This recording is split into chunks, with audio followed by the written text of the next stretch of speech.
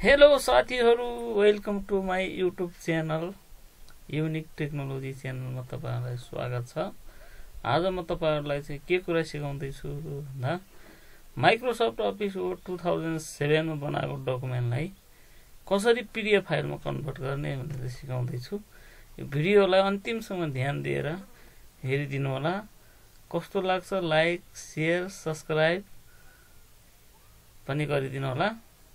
भन्दै म चाहिँ अब अहिले माइक्रोसफ्ट अफिस वर्ड खोल्नको लागि स्टार्ट बटनमा क्लिक गर्नु होला। माइक्रोसफ्ट अफिस वर्ड 2007 लेखेको ठाउँमा गएर क्लिक गर्नुभयो भने साथीहरु माइक्रोसफ्ट अफिस वर्ड खुल्नेछ। खुलिसकेपछि अब यसलाई म अलिकति म्याक्सिमाइज गरे। अब सरसर्ती यहाँ तपाईहरुले गएर चाहिँ नि आफूले बनाएको डकुमेन्ट बनाउनु होला। म चाहिँ अहिले अब अलिकति सर्टकट तरिकाबाट गर्छु।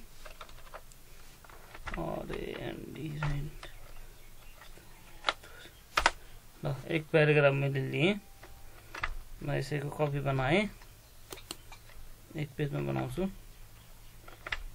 यसरी तपाईले बनाएको डकुमेन्टलाई फन्ट साइज थोरै ठुलो गराउँ अलिकति।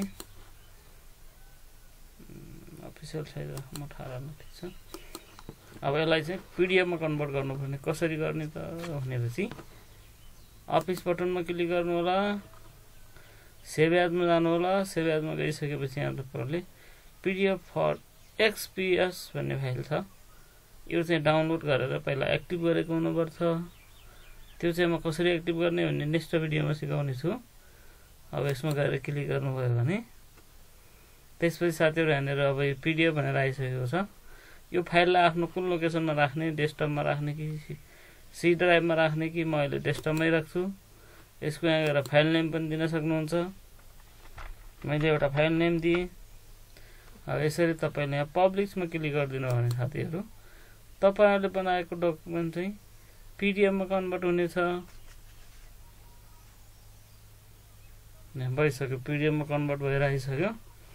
अब तपाईहरुले पीडीएफ फर्मेटमा राख्न सक्नुहुन्छ है त। अब यहाँ हेरौं, अघि मैले डेस्कटपमा सेभ गरेको थिएँ, कहाँ सेभ भयो त भन्ने कुरा म यसलाई नो गरिदिन्छु। यहाँ र्यान्डमली सेभ गरेको थिएँ साथीहरु। अब यसलाई ओपन गरेपछि यो पीडीएफमा खुल्नेछ। अहिलेसम्म भिडियो हेरिदिनुको लागि धन्यवाद।